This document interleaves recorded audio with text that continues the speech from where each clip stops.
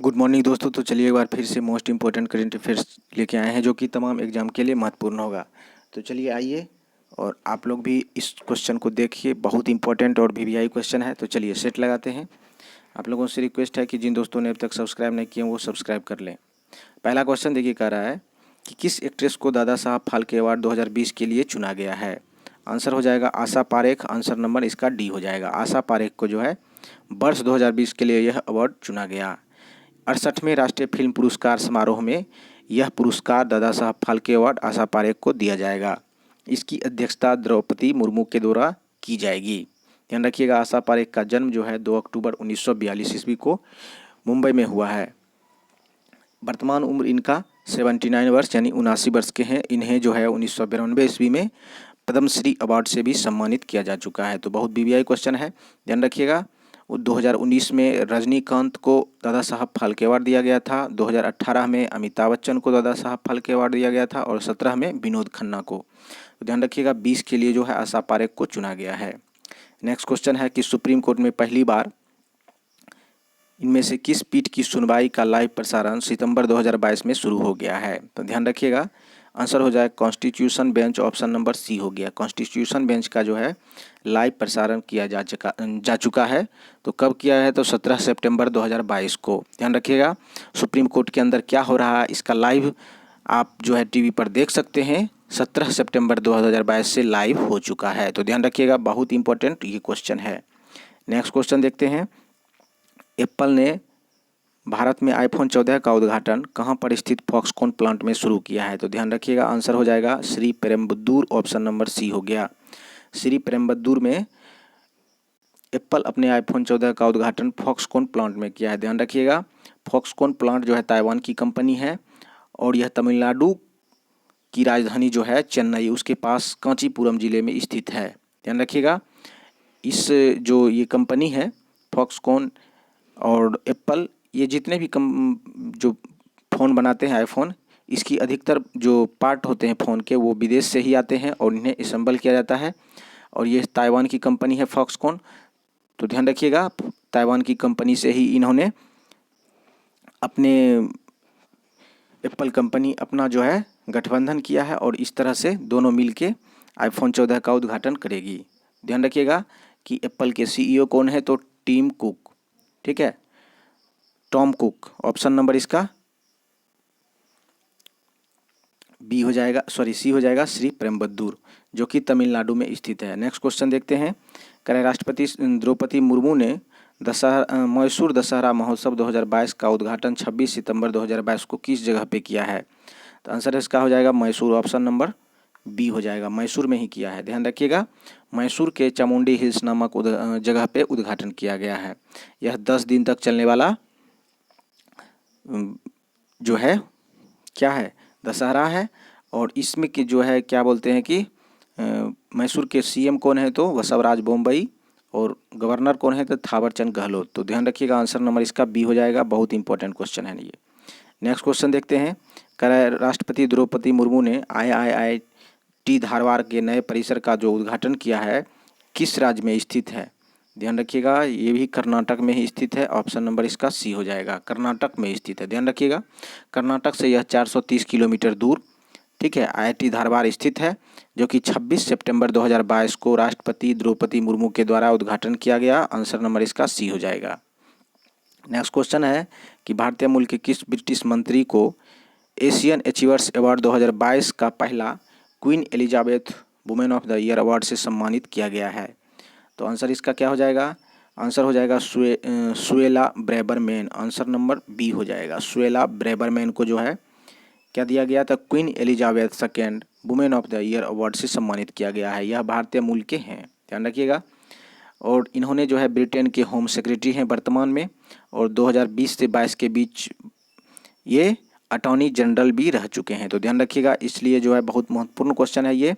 Answer number हो जाएगा Suella Braverman. Option number B. Next question है कि मौसम विज्ञान संगठन ने 21वीं सदी का पहला ट्रिपल डीप ला लीना की भविष्यवाणी की है। इसका मतलब क्या है? आंसर नंबर इसका डी हो जाएगा। 3 साल तक ला लीना प्रभाव और पृथ्वी के बड़े हिस्से पर मौसम ठंडा होना। तो आंसर हो जाएगा इसका डी नंबर।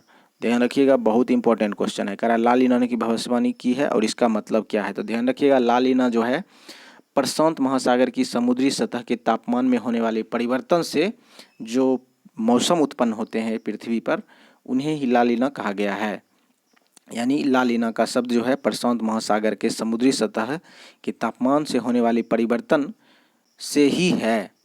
उससे क्या होता है कि पृथ्वी के बड़े हिस्से पर मौसम में परिवर्तन हो जाती है और बड़े बड़े मतलब लंबे समय तक यानी 3 साल तक जो है वह प्रभाव बना रहता है। यानी बड़े हिस्से पर या तो मौसम ठंडा रहेगा या कहीं दूसरे जगह पे गर्म रहेगा। इसका कारण ये है कि प्रशांत महासागर में जो है तापमान में परिवर्तन, और इसके कारण क्या होती है तो कहीं बहुत तेज बाढ़ होती है यानी बारिश होती है और कहीं सूखा की संभावना बनी रहती है लगातार 3 साल तक।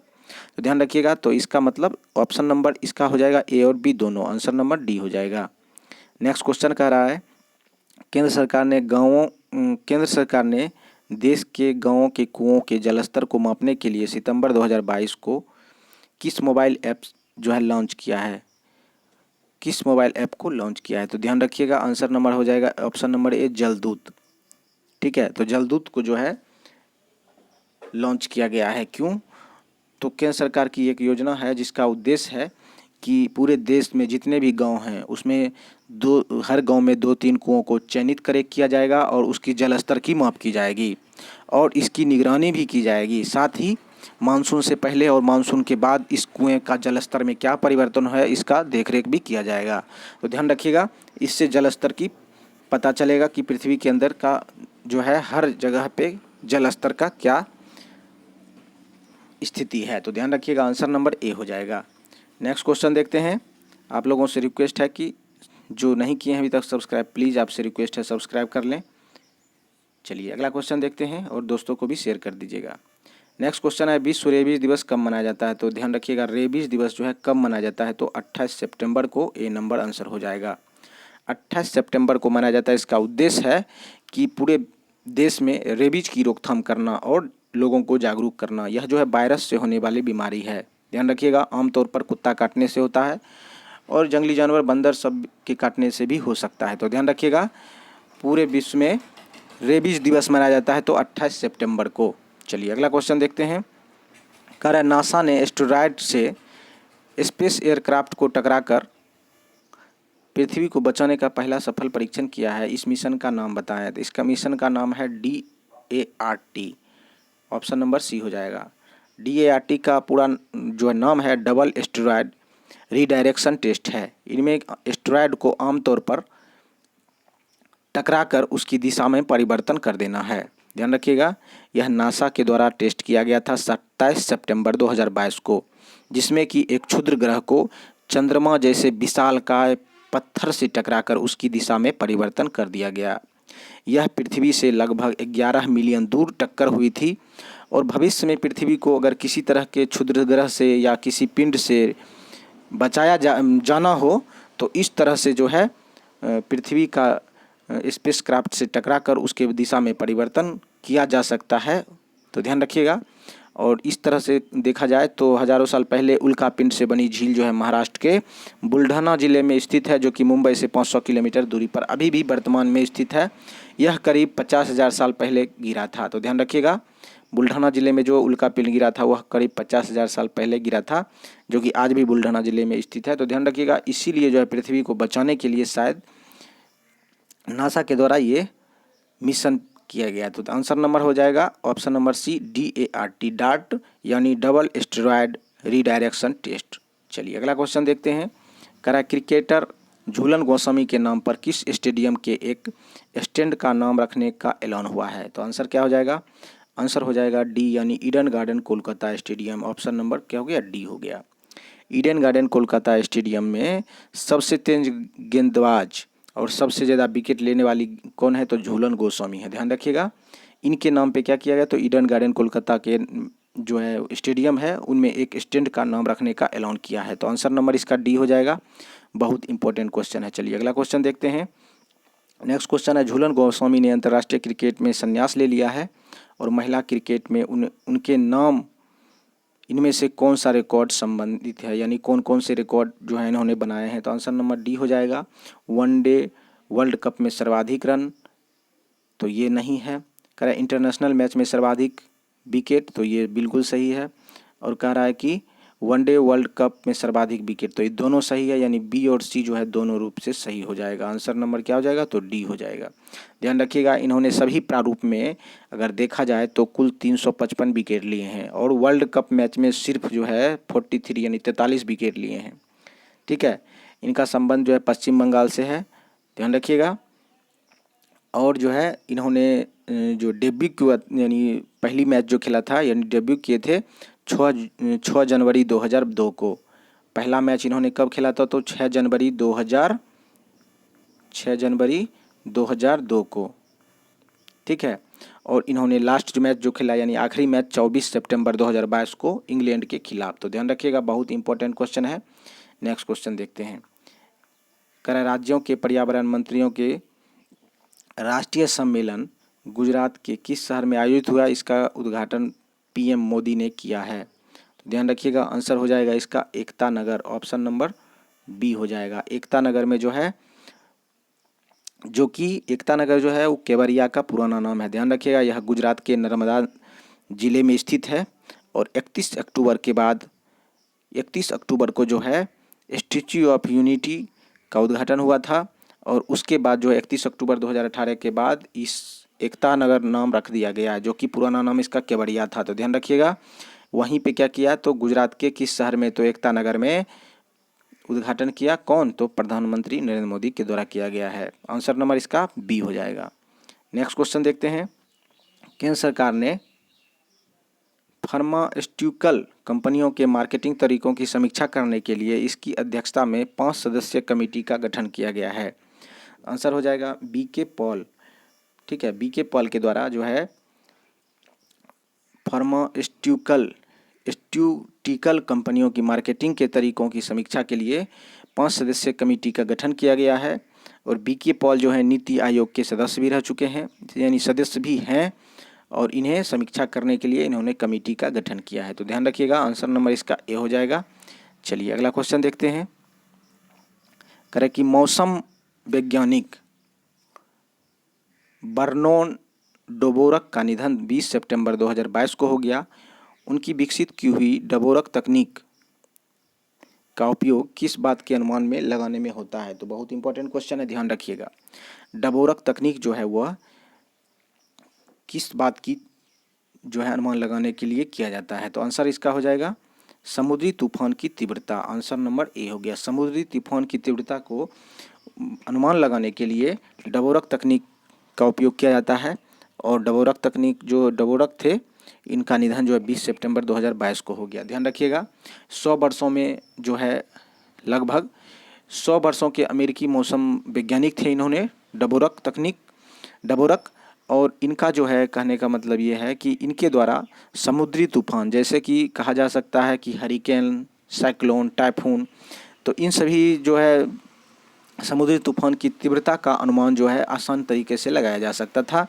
और इनसे होने वाले नुकसान को जो है बचाया जा सका, जैसे कि साइक्लोन और इन सब की तीव्रता पता लगाने के कारण लाखों लोगों की जान भी बच जाती थी।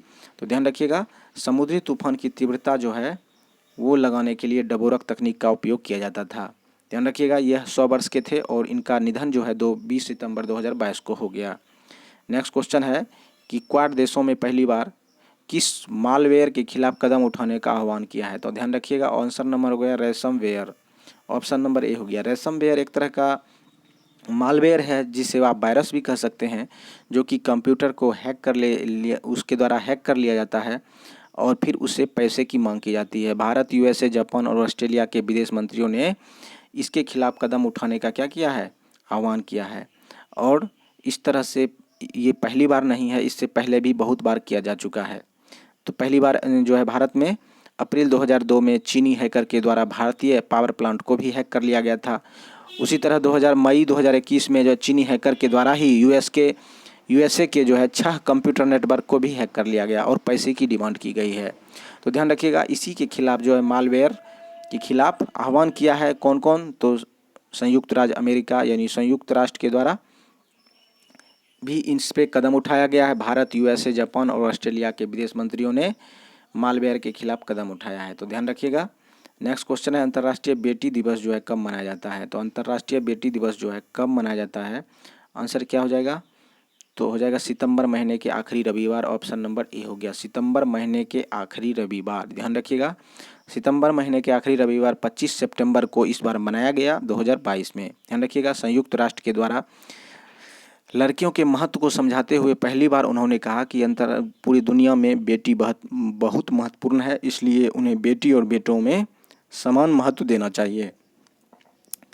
और ध्यान रखने की बात है कि 11 अक्टूबर 2022 से बेटी दिवस मनाया जा रहा है। तो ध्यान रखिएगा, सितंबर के आखिरी रविवार को, या वह कोई भी डेट हो सकती है, तो 2022 में 25 सितंबर को मनाया गया अंतर्राष्ट्रीय बेटी दिवस। नेक्स्ट क्वेश्चन देखते हैं, विश्व पर्यटन दिवस कब मनाया गया था? तो विश्व पर्यटन दिवस जो है 27 सितंबर को मनाया गया। आंसर नंबर सी हो गया, 27 सितंबर।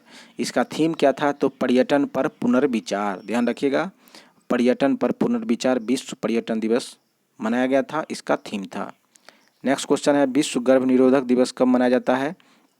तो विश्व गर्भ निरोधक दिवस जो है 26 सितंबर को मनाया जाता है। आंसर नंबर इसका बी हो जाएगा, 26 सितंबर। विश्व की जनसंख्या लगभग जो है 800 करोड़ होने वाली है। ध्यान रखिएगा, जो कि बहुत तेज़ी से बढ़ रही है और एक यह गंभीर विषय है, तो इसलिए जो है गर्भ निरोधक दिवस मनाया जा रहा है, ताकि विश्व की जनसंख्या जो बहुत तेज़ी से बढ़ रही है, शायद इसे कुछ कम किया जा सके, यानी मेंटेन किया जा सके। तो ध्यान रखिएगा, गर्भ निरोधक दिवस कब मनाया जाता है? तो 26 सितंबर को। इसका जो है, इसकी जो जनसंख्या का जो रफ्तार बहुत तेज़ है, इसे कम करने के लिए ही गर्भ निरोधक दिवस मनाया जाता है। ध्यान रखिएगा। चलिए अगला क्वेश्चन देखते हैं। कह रहा है कि केंद्र सरकार ने सितंबर 2022 में इंडियन टेलीकम्युनिकेशन बिल 2022 का ड्राफ्ट जारी किया है, इसका प्रावधान क्या है? ध्यान रखिएगा, आंसर नंबर इसमें से सभी हो जाएगा, डी नंबर। यानी पुराने कानून को ख़त्म करना है, व्हाट्सएप और OTT जैसी सर्विस को रेगुलेट करना है और ट्राई के नियमों के अधिकारों में बदलाव करना है। तो ध्यान रखिएगा, इस तरह से जो क्या हो जाएगा कि इन सभी में जो है गवर्नमेंट अपने कानून, पुराने कानून को ख़त्म कर नए कानून बनाएगी, और जिससे क्या होगा कि व्हाट्सएप और OTT जैसे रेगुलेट सर्विस को भारतीय कानून के द्वारा रेगुलेट किया जाएगा, और हो सकता है कि व्हाट्सएप पर भी पैसे देने पड़ सकते हैं ग्राहक को। तो ध्यान रखिएगा, बहुत इंपॉर्टेंट क्वेश्चन है, इनमें से सभी आंसर इसका हो जाएगा। नेक्स्ट क्वेश्चन है, किस एडवोकेट ने देश के अटॉर्नी जनरल पर का प्रस्ताव को ठुकरा दिया? आंसर हो जाएगा डी नंबर, मुकुल रोहतगी। मुकुल रोहतगी के द्वारा एडवोकेट जनरल के पद को दोबारा मतलब ठुकरा दिया गया। कहने का मतलब उसका कार्यकाल को बढ़ाया जा रहा था, लेकिन उन्होंने अपने कार्यकाल को बढ़ाने से मना कर दिया। मुकुल रोहतगी जो है 2014 से 17 तक अटॉर्नी जनरल के पद पर रहे, और पुनः इनको जिम्मेदारी दी जा रही थी, क्योंकि इनका उम्र जो है बहुत ज़्यादा हो गया, 90 वर्ष के हैं, और अटॉर्नी जनरल जो है भारत के प्रथम विधि अधिकारी होते हैं। अनुच्छेद 76 के अनुसार अगर देखा जाए तो उल्लेख है कि भारत में एक महान्यायवादी होगा जो कि सर्वोच्च कानूनी अधिकारी होते हैं। तो ध्यान रखिएगा, आंसर नंबर इसका डी हो जाएगा, मुकुल रोहतगी। नेक्स्ट क्वेश्चन है कि प्रधानमंत्री नरेंद्र मोदी ने सितंबर 2022 को किस देश के पूर्व CM की राजकीय अंतिम संस्कार में शामिल होंगे, यानी स्टेट फ्यूनरल। ध्यान रखिएगा, स्टेट फ्यूनरल। आंसर नंबर इसका सी हो जाएगा, यानी जापान। ऑप्शन नंबर क्या हो जाएगा, ए हो गया। ध्यान रखिएगा, जापान के जो प्रधानमंत्री थे उनकी हत्या हो गई थी 8 जुलाई 2022 को, और उन्हें गोली मार दी गई थी। तो ध्यान रखिएगा, वर्तमान के जो जापान के PM हैं कौन है? तो ध्यान रखिएगा, फूमियो किशिदा। ठीक है, तो फूमियो किशिदा ने शिंजो आबे, जिनका कि देहांत हो गया, तो उनके सम्मान में स्टेट फ्यूनरल की घोषणा की, और इसमें दुनिया भर के सभी देश के लगभग 190 देश के 6400 से अधिक अतिथि शामिल होंगे, जिसमें कि हमारे नरेंद्र मोदी भी जाके शामिल हुए। तो ध्यान रखिएगा, आंसर नंबर इसका जापान हो जाएगा। ऑप्शन नंबर ए हो गया। नेक्स्ट क्वेश्चन है कि टाटा स्टील बोर्ड ने टाटा स्टील में कितनी सहायक कंपनियों को विलय करने की मंजूरी दे दी है? तो ध्यान रखिएगा, 7 कंपनी को मंजूरी दे दी है। कितनी कंपनी? तो 7 कंपनी। आंसर नंबर हो जाएगा डी।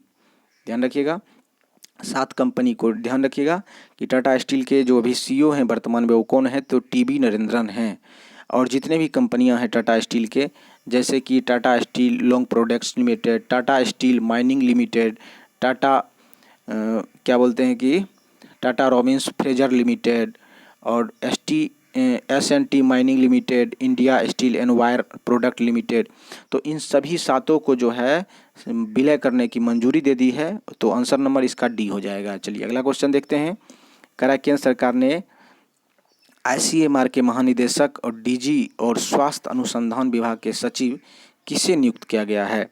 आंसर इसका हो जाएगा बी नंबर, डॉक्टर राजीव बहल। ऑप्शन नंबर क्या हो गया? बी हो गया। राजीव बहल को जो है Indian council of medical research के यानी ICMR की कौन बनाया गया है? सचिव बनाया गया। ध्यान रखिएगा, ICMR की स्थापना 1911 ईस्वी में हुई थी। हेडक्वार्टर इसका नई दिल्ली में है। ध्यान रखिएगा, 1911 में क्या हुआ? ICMR की स्थापना की गई थी, यानी Indian council of medical research की स्थापना 1911 में हुई। इसका हेडक्वार्टर कहाँ है? तो नई दिल्ली में। नेक्स्ट क्वेश्चन देखते हैं। केंद्र सरकार ने AIIMS नई दिल्ली का नया निर्देशक किसे नियुक्त किया गया है? तो ध्यान रखिएगा, AIIMS का नया निर्देशक जो है किसे नियुक्त किया गया है? तो doctor M Srinivas. Option number क्या हो जाएगा? सी हो गया। डॉक्टर M श्रीनिवास को जो है AIIMS का निर्देशक नियुक्त किया गया है। ध्यान रखिएगा, बहुत इंपॉर्टेंट है। यह जो है रणदीप गुलेरिया के जगह लेंगे। ध्यान रखिएगा, रणदीप गुलेरिया के जगह लेंगे। कौन? तो डॉक्टर M श्रीनिवास। इन्होंने 5 वर्ष के लिए इन्हें नियुक्त किया गया है और फिर इनको जो है नेक्स्ट जो है फिर दूसरा जो है डायरेक्टर यानी निर्देशक नियुक्त किया जाएगा। तो वर्तमान में कौन है? तो doctor M Srinivas. Option number C हो गया। अगला क्वेश्चन है कि 5G फ्रीक्वेंसी से विमानों की उड़ान पर प्रभाव को लेकर किस अथॉरिटी ने टेलीकॉम डिपार्टमेंट से चिंता जताई है? तो ध्यान रखिएगा, आंसर नंबर हो जाएगा DGCA। आंसर नंबर ए हो गया। DGCA टेलीकॉम डिपार्टमेंट ने चिंता जताई है कि 5G फ्रीक्वेंसी से विमानों के उड़ान में प्रभाव हो सकती है। ध्यान रखिएगा, director general of civil aviation, Bharat में जो है 5G लॉन्च किया गया। इससे जो है हो सकती है कि एयरक्राफ्ट में जो उड़ती है उस पर प्रभाव हो सके, क्योंकि इसमें जो क्या बोलते हैं कि जो इंस्ट्रूमेंट लगे होते हैं यानी अल्टीमीटर होते हैं जो कि ऊंचाई मापने के लिए, उसमें 2 प्रकार के अल्टीमीटर होते हैं। एक होता है प्रेशर अल्टीमीटर और दूसरा होता है रेडियो अल्टीमीटर। तो प्रेशर अल्टीमीटर जो होती है वह समुद्र तल से ऊंचाई को मापती है और दूसरा जो होता है उसको फिर उस हवाई जहाज़ की ऊंचाई को माप के उससे कंट्रोल करने में आसानी होती है। दूसरा होता है रेडियो अल्टीमीटर जो कि ज़मीन से उसकी ऊंचाई मापती है। तो शायद इसके रेडिएशन से कुछ प्रभाव हो सके, इसीलिए आंसर इसका नंबर ए हो जाएगा, DGCA। ध्यान रखिएगा, ऑप्शन नंबर इसका ए हो गया। नेक्स्ट क्वेश्चन है कि हॉकी इंडिया के नए अध्यक्ष किसे नियुक्त किया गया है? तो आंसर हो जाएगा दिलीप कीर्ति। ऑप्शन नंबर क्या हो जाएगा? सी हो गया। दिलीप कीर्ति को हॉकी इंडिया के नए अध्यक्ष चुना गया। आंसर नंबर सी हो गया। बहुत इंपॉर्टेंट क्वेश्चन है ये। आप लोगों से रिक्वेस्ट है कि ज़रूर सब्सक्राइब कर लें और दोस्तों को भी शेयर करें। ध्यान रखिएगा, हॉकी इंडिया के अध्यक्ष कौन है? तो दिलीप कीर्ति। और ध्यान रखने की बात यह है कि इन्होंने जो है निर्विरोध इसमें चुना गया। हॉकी इंडिया की स्थापना कब हुई थी? 2009 में। ध्यान रखिएगा, 2009 में क्या हुई थी? हॉकी इंडिया की स्थापना की गई थी और दिलीप कीर्ति ने हॉकी इंडिया के अध्यक्ष निर्विरोध चुने गए, क्योंकि इनके विपक्ष में किसी ने खड़े ही नहीं हुए थे। चलिए नेक्स्ट क्वेश्चन देखते हैं।